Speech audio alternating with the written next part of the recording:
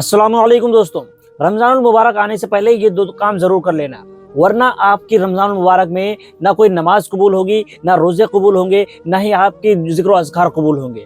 دوستو، وہ دو کام کون سے ہیں؟ آخر آپ لوگ بھی سوچ رہے ہوں گے کہ وہ دو کام ایسے کون سے ہیں جن کی وجہ سے ہماری نمازیں قبول نہیں ہوتی ہیں، ان کا فائدہ ہمیں نہیں ملے گا، ہماری نمازوں کا ہمیں فائدہ نہیں ملے گا، ہمارے روزوں کا فائدہ ہمیں نہیں ملے گا۔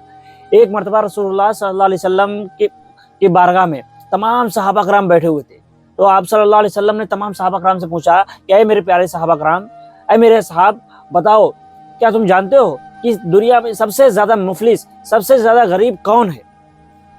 اب ظاہر سی بات ہے، لوگوں کے من میں سب کا جواب یہی ہوگا کہ جس کے پاس پیسہ نہیں، جس کے پاس مال و دولت نہیں، گھر بار نہیں ہے، کھانے پینے کا نہیں، وہی مفلس اور غریب ہے۔ آپ کے من میں بھی یہی جواب آ رہا ہوگا، اور تمام صحابہ کرام نے بھی یہی جواب دیا کہ یا رسول اللہ صلی اللہ علیہ وسلم، مفلس وہ ہے جس کے پاس نہ کھانا ہے، نہ پینا ہے، نہ پہننے کے لیے کپڑا ہے، نہ رہنے کے لیے مکان ہے، نہ ہی پاس میں پیسہ ویسا ہے کچھ۔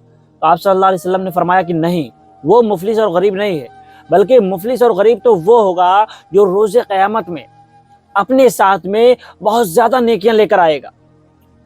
اس نے اتنی زیادہ نمازیں پڑھی ہوں گی، اتنے زیادہ روزے رکھے ہوں گے، اتنا زیادہ ذکر و اذکار کیا ہوگا، اتنی تلاوت کی ہوگی، اتنے نیک اعمال کیے ہوں گے کہ اس کے جو اعمال ہیں، اس کی نیکیاں ہیں نا، اس کی نیکیاں اگر کسی پہاڑ پہ رکھی جائیں تو وہ بھی زمین کے اندر دھس جائے، یعنی اس کا وزن اتنا زیادہ ہوگا کہ نیکیوں کے وزن کی وجہ سے پہاڑ تحت الثری کے نیچے چلا جائے گا، یعنی نیچے دھس جائے گا۔ سوچئے ذرا، وہ اتنی زیادہ نیکیاں لے کر حاضر ہوگا، اور اس کے بعد میں جب وہ اللہ کی بارگاہ میں اس کا حساب کتاب ہو رہا ہوگا تو اتنے میں ایک شخص آئے گا، عرض کرے گا، اور وہ اس کا پڑوسی ہوگا۔ وہ عرض کرے گا، یا اللہ، یہ میرا پڑوسی تھا اور اس نے میرا حق ادا نہیں کیا، اس نے مجھ پر ظلم و زیادتی کی، اس نے میرے ساتھ یہ ناانصافیاں کی، اس نے حق ادا نہیں کیا۔ تو اللہ تعالیٰ کہے گا کہ تم نے اس کا حق ادا کیوں نہیں کیا؟ تو اس ٹائم وہ جواب نہیں دے پائے گا، اور پھر اللہ تعالیٰ کہے گا کہ اب تم اس کا حق کیسے ادا کرو گے؟ تو وہ کہے گا، یا رب، مجھے دنیا میں بھیج دے، میں اس کا حق ادا کروں گا جا کے۔ تو اللہ تعالیٰ فرمائے گا، نہیں، میں نے تمہیں دنیا میں بھیجا تھا، تمہیں موقع بھی دیا تھا، تمہارے پاس وقت بھی تھا، لیکن تم نے اس کا حق ادا نہیں کیا، اب تمہیں دوبارہ موقع نہیں ملے گا۔ اس کے بعد میں اللہ تعالیٰ کہے گا کہ تجھے کیا چاہیے؟ تو وہ شخص اس کی نیکیوں میں سے کچھ نیکیاں لے جائے گا، اس کو اس بندے کی نیکیوں میں سے اس کا حق، جس کا حق مارا تھا، اس شخص کو دیا جائے گا۔ اس کے بعد میں اس کے والدین آئیں گے، اور والدین کہیں گے، یا رب، یہ میرا بیٹا ہے، اس نے ہمارا حق ادا نہیں کیا تھا، اس نے ہماری نافرمانی کی تھی، ہمارے ساتھ حسن اخلاق نہیں کیا تھا، ہمارے ساتھ نیک سلوک نہیں کیا تھا، اس نے ہمارے ساتھ بدسلوکی کی تھی۔ تو اللہ تعالیٰ ان کو بھی اس کی نیکیاں دے گا۔ اس طرح سے ایک ایک کر کے لوگ آتے جائیں گے، حتیٰ کہ ایک آئے گا، کہے گا، یا رب، اس نے مجھے گالی دی تھی، اللہ تعالیٰ کہے گا، جاؤ اس کی نیکیاں لے جاؤ۔ ایک شخص آئے گا، یا اللہ، اس نے میرا پیسہ مارا تھا، اللہ تعالیٰ کہے گا، جاؤ اس کی نیکیاں لے جاؤ۔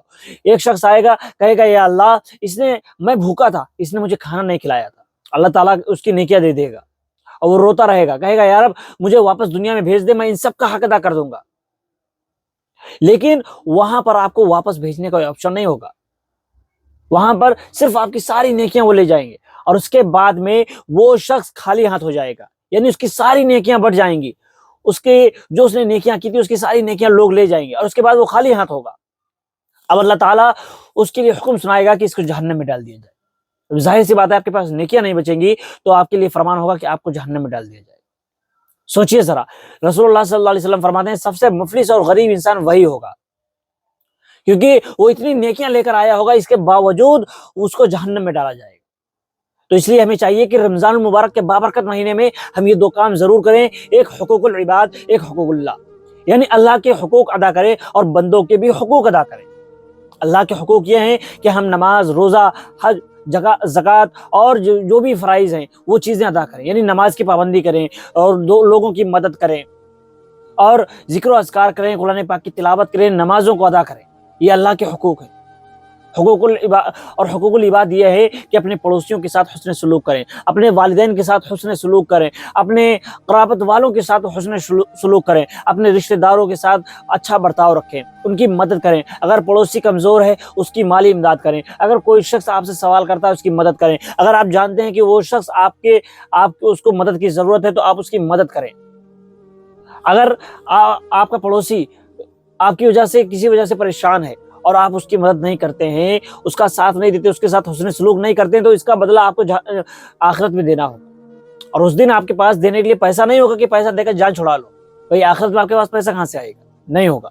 उस दिन आपके अमाल उसको दे दिए जाएंगे। इसलिए हमें चाहिए कि हम अल्लाह के हुकूक अदा करें और बंदों के भी हुकूक अदा करें, वरना आखिरत में हम सब मुफलिस और गरीब बनकर रह जाएंगे, जिसके बारे में खुद रसूलुल्लाह सल्लल्लाहु अलैहि वसल्लम ने फरमाया है। दोस्तों, इसलिए हमें चाहिए कि इस बाबरकत महीने में हम गुनाहों से बाज रहें, किसी की दिल आज़ारी ना करें, किसी का दिल ना दुखाएं, किसी को मारे नहीं, किसी पर जुल्म ना करें, किसी पर ज़बरदस्ती ना करें, किसी को गाली गलौज ना करें।